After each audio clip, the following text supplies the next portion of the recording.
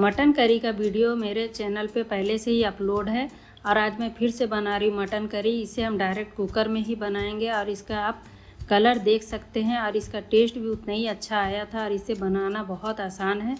तो यहाँ पे मैं ली हूँ 1 केजी मटन को पहले अच्छे से धो ले और उसके बाद जब उसका सारा पानी निकल जाए उसके बाद ही इसका यूज करें। यहाँ पे डालेंगे 1 छोटी चम्मच हल्दी पाउडर, 1.5 चम्मच लाल मिर्च पाउडर। आप तीखा अपने अनुसार थोड़ा सा कम या ज़्यादा कर सकते हैं। 1 चम्मच जीरा पाउडर, 2 से 3 चम्मच धनिया पाउडर, आधी छोटी चम्मच काली मिर्च का पाउडर, 1 बड़ा चम्मच भर के अदरक लहसुन का पेस्ट, 2 चम्मच दही ऑप्शनल है पर इसमें जो है बहुत ही अच्छा टेस्ट आता है। स्वाद अनुसार नमक,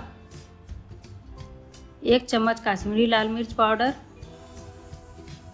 और डालेंगे 1 चम्मच मटन मसाला। इसके जगह आप चाहे तो नॉर्मल गरम मसाला भी डाल सकते हैं, पर अगर मटन मसाला है तो आप उसी का यूज करें, उससे बहुत ही अच्छा टेस्ट आता है।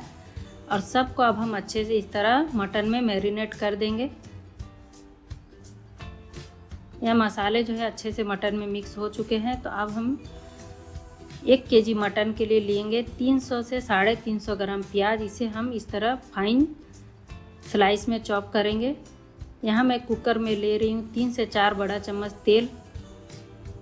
तेल जब अच्छे से गर्म हो जाए तो इसमें डालेंगे आधी छोटी चम्मच जीरा, 2 तेज़पत्ता, 4 से 5 हरी इलायची,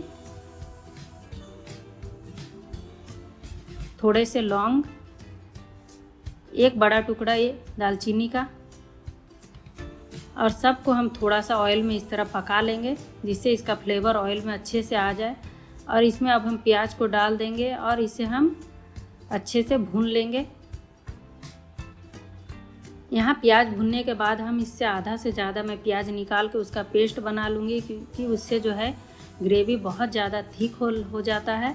और इस तरह आप डायरेक्ट इसमें अगर मटन डालते हैं तो आपका ग्रेवी जो है बहुत ज़्यादा थिक नहीं होगा।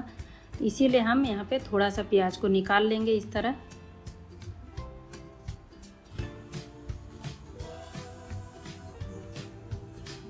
यहाँ पे मैं प्याज को निकाल ली हूँ थोड़ा सा और बाकी में मैं यहाँ पे हम डाल देंगे मटन। प्याज को हम ठंडा होने देते हैं, तब तक हम यहाँ पे मटन को थोड़े से मसाले में इस तरह भून लेंगे।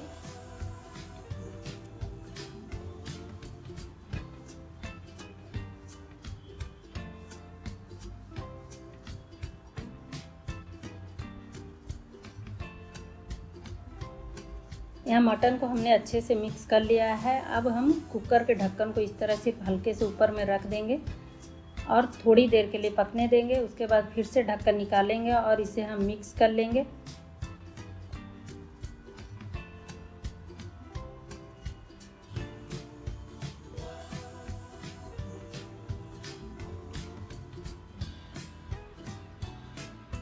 और इसे अब हम फिर से थोड़ी देर के लिए ढक देंगे।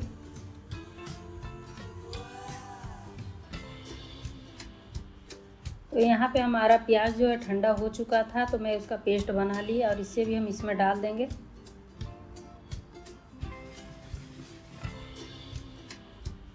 साथ में थोड़ा सा बारीक कटा हुआ हरा धनिया और सबको अच्छे से मिक्स कर लेंगे। हमारा प्याज जो है पहले से ही भुना हुआ है, तो इसे हमें बहुत ज़्यादा भुनने की ज़रूरत नहीं है। अगर आप कच्चे प्याज का डायरेक्ट पेस्ट बना के डालते हैं तो जब आप प्याज डालें, प्याज आपका जब भुन जाए तो उसी के बाद आप पहले प्याज का पेस्ट को डाल दें और उसे अच्छे से भुनने के बाद उसमें मटन डालें। तो यहाँ आप देख सकते हैं मटन जो है अच्छे से भुन चुका है। तो इसमें अब हम डालेंगे गर्म पानी 1 गिलास। आप ग्रेवी अपने हिसाब से कर सकते हैं और इसमें गर्म पानी ही डालें जिससे इसका टेस्ट और कलर परफेक्ट आए।